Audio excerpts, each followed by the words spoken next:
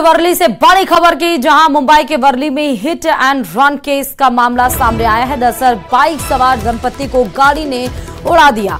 हादसे में घायल महिला की अस्पताल में मौत हो गई है। महिला का पति गंभीर रूप से घायल बताया जा रहा है। एक नाशिंदे गुट के नेता राजेश शाह फिलहाल इस मसले में गिरफ्तार हो चुके हैं। आपको ये तस्वीरें दिखा रहे हैं आरोपी मिहिर शाह की, जिसने एक बाइक आगे चल रही बाइक पर सवार दंपति थे, जिसको हाई स्पीड के चक्कर में उनको उड़ा दिया और वहां से फरार भी हो गया था। राजेश शाह के बेटे मिहिर शाह मामले का मुख्य आरोपी है। तो राजेश शाह को फिलहाल एक नाशिंदे गुट के नेता है राजेश शाह, और राजेश शाह के बेटे हैं मिहिर शाह। यही है मिहिर शाह जो राजेश शाह के बेटे हैं, जिन्होंने अपनी कंट्रोल खो दी गाड़ी पे और एक दंपति को उड़ा दिया। और इस एक्सीडेंट में महिला की मौत हो गई, पति गंभीर रूप से घायल है, इलाज जारी है। फिलहाल राजेश शाह को गिरफ्तार कर लिया गया है। एक नाशिंदे गुट के बताए जा रहे हैं और इसीलिए अब उद्धव ठाकरे के गुट हमलावर भी महाराष्ट्र में नजर आ रहे हैं।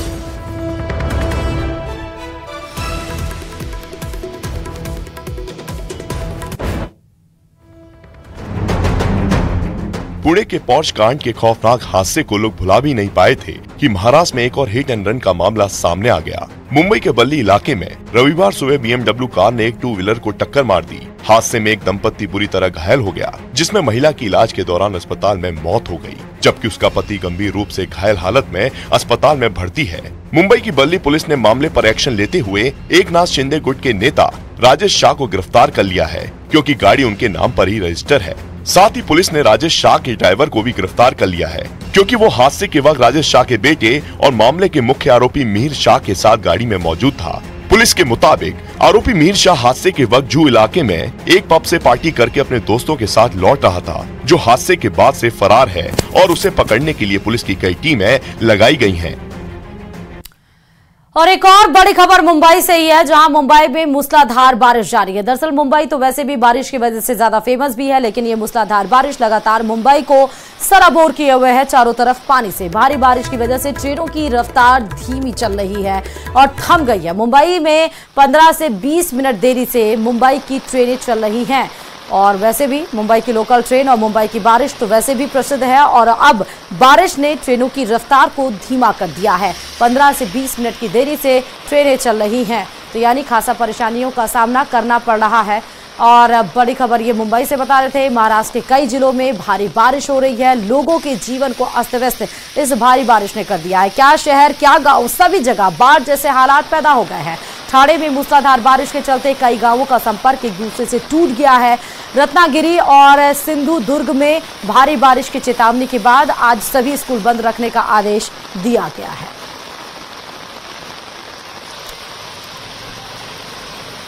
और अब आपको 6 तस्वीरें दिखाएंगे। वो 6 तस्वीरें अलग अलग राज्यों की होंगी, जिसमें उत्तराखंड है, उत्तर प्रदेश है, असम है। मूसलाधार बारिश का दौर यहां पर जारी है। उत्तर प्रदेश में राप्ती नदी खतरे के निशान से ऊपर बह रही है, तो वहीं असम में बाढ़ ने चारों ओर हाहाकार मचा रखा है। असम में बाढ़ की चपेट में आने से अब तक 66 लोगों की जान जा चुकी है। राजस्थान की बात करें, महाराष्ट्र और मध्य प्रदेश में भी लगातार बारिश से हालात बद से बदतर हो चुके हैं। ये तस्वीरें आप देखिए, उत्तर प्रदेश के बहराइच की सराबोर है पानी से। महाराष्ट्र के ठाणे की तस्वीर, मूसलाधार बारिश ने जनजीवन अस्त व्यस्त कर दिया है। असम के दरांग की, असम की वैसे भी बात करें तो बाढ़ के कहर हमेशा असम में देखे गए हैं। राजस्थान में जहां सूखा पड़ा रहता है, लेकिन बारिश के समय में राजस्थान में भी बारिश से हाहाकार मचा हुआ है। झारखंड के धनबाद की तस्वीरें देखिए, हॉस्पिटल परिसर की, जहां पर लोग हॉस्पिटल के अंदर भी मजबूर हैं पानी से वहां पर भी चलने को। और वहीं मध्य प्रदेश के छतरपुर की भी तस्वीरें आप देखिए, जिस तरह से झरनों से पानी गिर रहे हैं, यानी कि जो जल स्तर है वो लेवल बढ़ गया है। और बारिश का मौसम आते ही हर तरफ जल प्रलय की तस्वीरें दिखाई देने लगी हैं। क्या पहाड़, क्या मैदान, हर जगह पानी ने कब्जा कर रखा है। पहाड़ों पर जमीन खिसकने से हड़कंप मचा है, तो मैदानी इलाकों में नदियों ने रौद्र रूप धारण कर लिया है। तेज बारिश में और बाढ़ ने कितना कोहरा मचा है, इस रिपोर्ट से आपको समझाते हैं।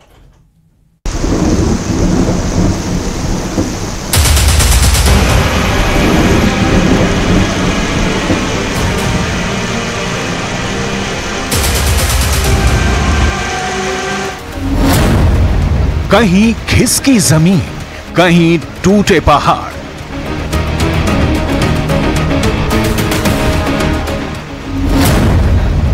पानी का प्रहार, मुसीबत मूसलाधार।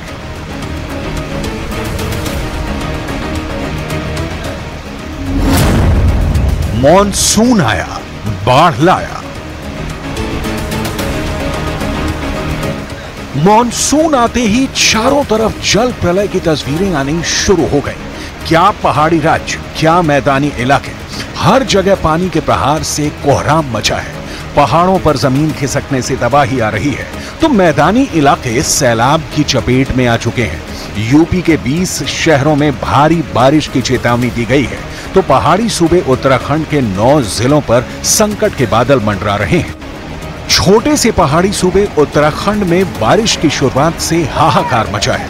नदियां उफान पर हैं, रास्ते जैम हो गए हैं, पुल टूट रहे हैं। उत्तराखंड के मैदानी इलाकों में बेशुमार बारिश से हाय तौबा मची है। इस बीच हल्द्वानी से रोंगटे खड़े कर देने वाली तस्वीरें सामने आई।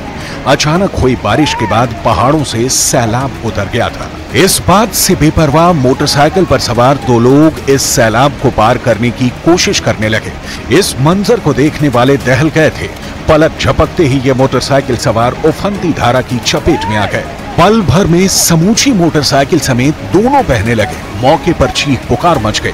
गनीमत इस बात की रही कि दोनों मोटरसाइकिल सवार सैलाब में समाने से बच गए।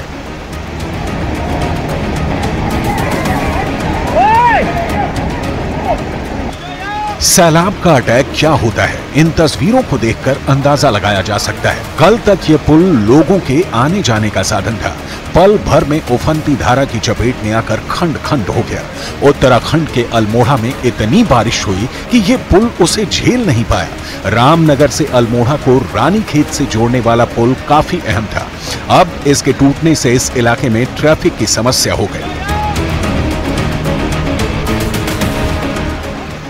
बारिश का मौसम पहाड़ पर रहने वालों के लिए किसी मुसीबत से कम नहीं है।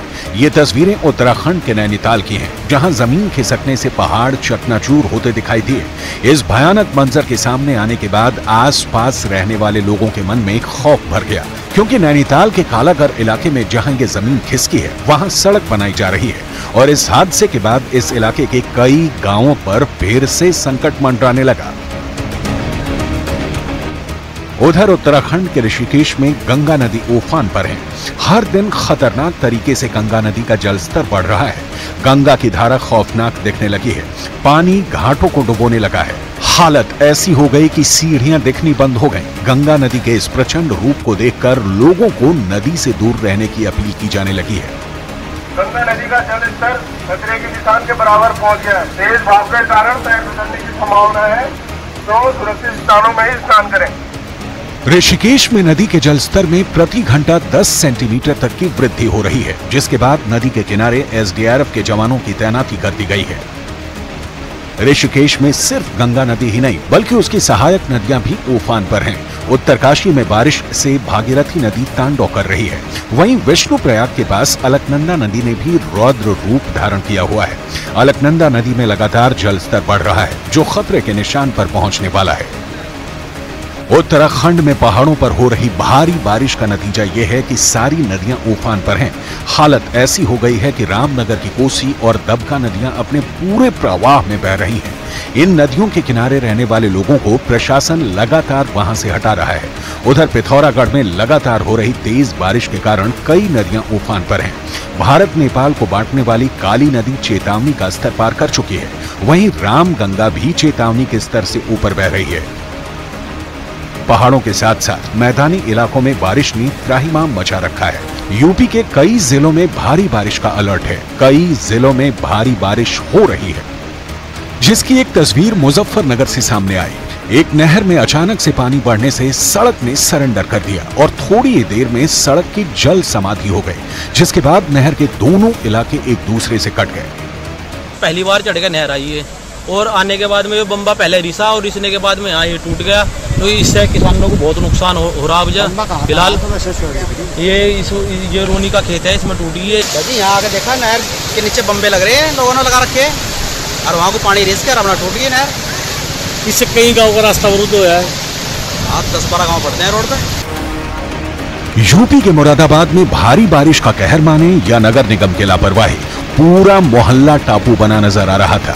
हालात ऐसे हो गए थे कि एक घर से दूसरे घर तक जाने के लिए लोग नाव का सहारा लेते दिखाई दिए। लोगों के घरों में बारिश के पानी ने कब्जा कर लिया है।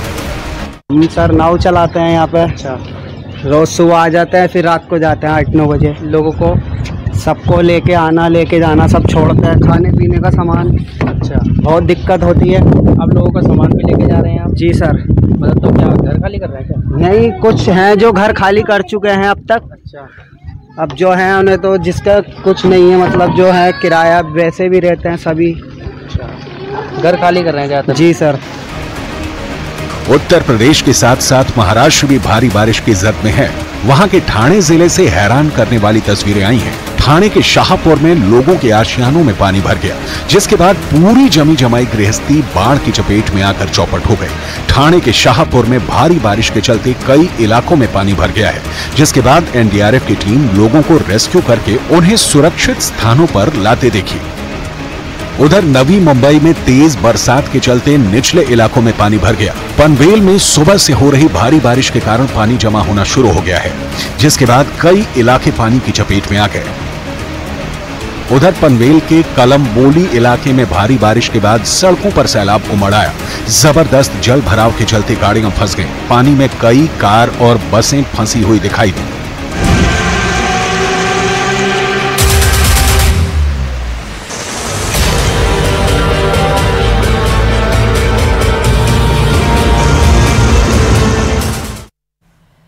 और इधर उत्तराखंड में भी आसमान से बरस रही आफत ने काल का रूप ले लिया है, जहां पिथौरागढ़ में पहाड़ से मलबा गिरने से 45 यात्रियों की जान पर बन आई है, जिनका एसडीआरएफ ने कड़ी मशक्कत के बाद रेस्क्यू किया। वहीं चंपावत में उफान पर बह रही नदी के किनारे 24 लोग फंस गए हैं। मदद की गुहार लगाने के बाद एसडीआरएफ की टीम ने सभी को सकुशल रेस्क्यू कर बाहर निकाल लिया।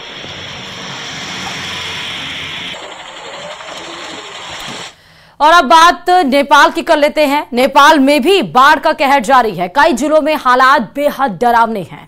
बाढ़ की वजह से अब तक नेपाल में 70 लोगों की मौत की खबर आई है, जिनमें महज 2 दिन में ही बाढ़ की वजह से 14 लोगों की मौत हो गई। कई रिहायशी इलाकों में बाढ़ के पानी ने कब्जा जमा लिया है, जिसकी वजह से लोग घरों में कैद होने को मजबूर हो गए हैं। बिहार में भी सिलसिलेवार पुल गिरने की घटना पर राजनीति शुरू है। बिहार में 17 दिनों में 11 पुल ढह गए हैं, जिसके बाद सियासी पारा गरमाने लगा। सत्ता पक्ष से लेकर विपक्ष तक हर कोई इस मुद्दे पर एक दूसरे पर आरोप लगाकर जिम्मेदारी से पल्ला झाड़ने में लग गया है। इस बीच बीजेपी नेता और बिहार सरकार में स्वास्थ्य मंत्री मंगल पांडे ने पुल गिरने के लिए आरजेडी और कांग्रेस को जिम्मेदार ठहराया था, जिसके जवाब में आरजेडी नेता तेजस्वी यादव ने नीतीश कुमार को और नीतीश सरकार को चुनौती देते हुए पूछा कि उनके वक्त का कौन सा पुल गिरा है, उसका जरा डाटा दे। और अब खबर टोंक से है, जहां हाउसिंग बोर्ड के पंप हाउस में तकनीकी खराबी होने के चलते आज जलापूर्ति बाधित रहेगी। दरअसल जलापूर्ति वाली 4 मोटर के सॉफ्ट स्टार्टर पैनल में खराबी आई है, जिनमें से एक पैनल को ठीक कराने के लिए जयपुर भेजा गया। इस दौरान लोगों को परेशानी का सामना ना करना पड़े, इसके लिए पीएचईडी ने लोगों से वैकल्पिक इंतजाम रखने की अपील की है।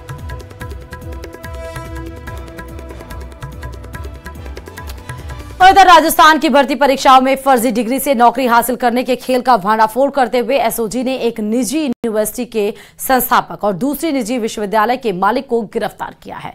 गिरफ्त में आए दोनों शातिर 12 जुलाई तक रिमांड पर हैं। हमारी इस खास रिपोर्ट में देखिए कि कैसे शातिराना हथकंडे अपनाने के बावजूद एसओजी ने इस फर्जीवाड़े का पर्दाफाश कर दिया। फर्जी डिग्री बेचने वालों पर एसओजी का प्रहार। 2 निजी विश्वविद्यालय के मालिक गिरफ्तार।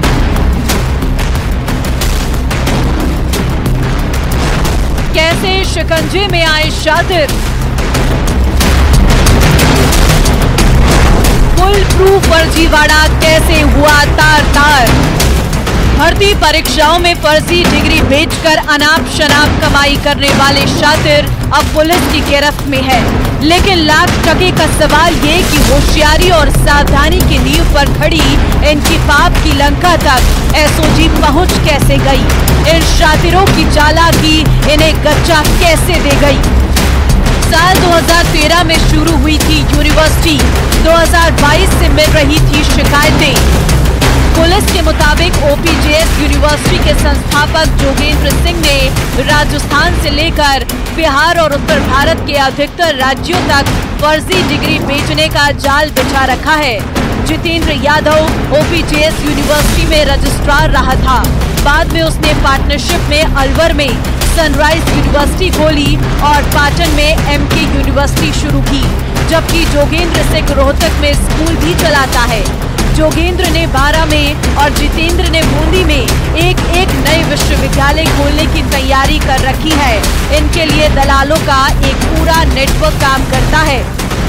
DIG परस देशमुख के मुताबिक PTI भर्ती में 1300 से अधिक अभ्यर्थियों ने आवेदन में जानकारी दी कि उनके पास OPJS यूनिवर्सिटी की BPH की डिग्री है, जबकि इस विश्वविद्यालय में BPH की महज 100 सीट है।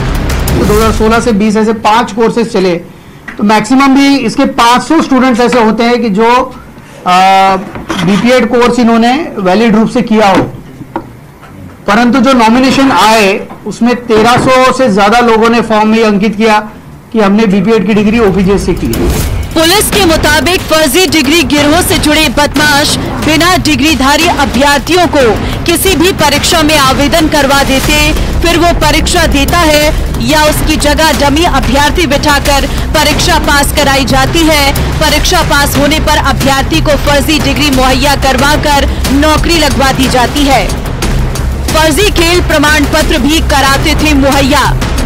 DIG परस देशमुख ने बताया कि फर्जी डिग्री के साथ ही आरोपी फर्जी खेल प्रमाण पत्र भी मुहैया कराते थे। खेल प्रमाण पत्र के लिए किसी कॉलेज का स्टूडेंट होना जरूरी है। ऐसे में आरोपी फर्जी तरीके से अभ्यर्थी को अपनी यूनिवर्सिटी में दाखिला देते और उसके नाम पर खेल प्रमाण पत्र जारी करवा देते, बदले में मोटी रकम वसूलते थे। पुराना रिकॉर्ड मांगा तो बताया जल गया। फर्जी डिग्री गिरोह का खुलासा होने के बाद अब जांच के लिए SOG की टीम OPJS यूनिवर्सिटी पहुंची और PTI की पुरानी डिग्रियों से संबंधित पुराना रिकॉर्ड मांगा, तो यूनिवर्सिटी ने पुराना रिकॉर्ड जलने का बहाना बनाया। इन्होंने अपनी जालसाजी छुपाने के लिए वर्ष 2016 से 20 तक का रिकॉर्ड जलाना बता दिया।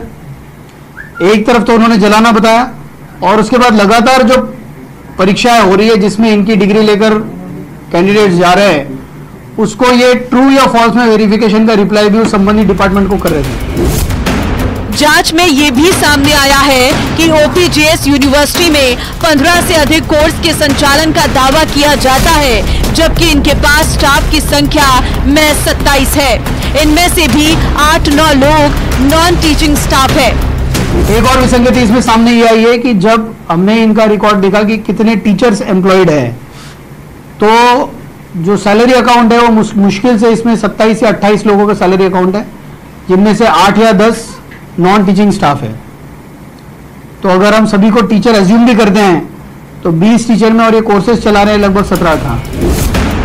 SOG की पड़ताल में ये भी सामने आया है कि ये शातिर बदमाश फर्जी डिग्री के नाम पर युवाओं से धोखाधड़ी भी करते हैं। एक बार कोई सौदा तय होने के बाद ये अधिक रुपए के डिमांड करते और अधिक रुपए नहीं देने पर डिग्री नहीं देते थे। बहरहाल फर्जीवाड़े के खुलासे के बाद SOG शिक्षा निदेशालय के साथ मीटिंग कर अहम तथ्यों से रूबरू कराया है ताकि फर्जी डिग्री बांटने के खेल को रोका जा सके। वहीं शिक्षा निदेशालय ने भी संदेह के घेरे में आए अभ्यर्थियों और यूनिवर्सिटी की ओर से जारी डिग्रियों की दोबारा वेरिफिकेशन की प्रक्रिया शुरू कर दी है। न्यूज़ 18 राजस्थान के लिए जयपुर से विष्णु। और अब बात दौसा की कर लेते हैं, जहां दौसा पुलिस ने हथियारों की नोक पर लूट करने वाली एक बड़ी गैंग को दबोचा है और गैंग को 4 आरोपियों को गिरफ्तार कर लिया है। आरोपी बड़े शातिराना अंदाज से चोरी कर अपनी लोकेशन बदल लेते थे। जिले की स्पेशल टीम, कोतवाली पुलिस और साइबर सेल की संयुक्त टीम ने आरोपियों के कब्जे से 2 देसी कट्टे, 3 जिंदा कारतूस, लूटी हुई 4 बाइकें, 7 मोबाइल और जेवर भी बरामद किया है। वहीं पूछताछ में आरोपियों ने कुल 15 वारदात करना कबूल की है। एक कंप्लेंट आई जिसमें कि हथियार दिखाकर लूट का घटनाक्रम सामने उजागर किया गया। जब इसको खंगाला गया, छानबीन की गई टीम के द्वारा, तो ये सामने आया कि ये संभावित किसी गैंग द्वारा बड़े ही संगठित तरीके से कारित की गई घटना। और अब बात श्रीगंगानगर की कर लेते हैं, जहां श्रीगंगानगर के रिड़मसल उप तहसील में किसान भूख हड़ताल जारी है। वहीं मामले में किसान संगठन के नेताओं का कहना है कि 13 मई को बिंजिया बायला में हुई समझौते को लेकर जिला प्रशासन और बैंक प्रबंधन ने महज खानापूर्ति करते हुए वादाखिलाफी की। आक्रोशित किसान नेताओं ने कहा कि कल पंजाब एंड सिंध बैंक शाखा बिंजिया बायला का घेराव किया जाएगा। और साथ ही किसानों ने आरोप ये भी लगाया कि जिला प्रशासन ने महज जांच कमेटी गठित की है। उप तहसील रिड़मसल के सामने जहां डीआरटी द्वारा और उसका परिवार पिछली 10 जून से उप तहसील रिड़मसल पे धरना लगा के बैठा है। 1 जुलाई से किसान रामरख ने भूख हड़ताल शुरू की थी। आज 6ठा दिन है। प्रशासन का कोई नुमाइंदा रामरख। और इन तमाम खबरों के साथ मारो राजस्थान में फिलहाल अभी के लिए इतना ही, और आगे जरूर देखिए गोरबंद।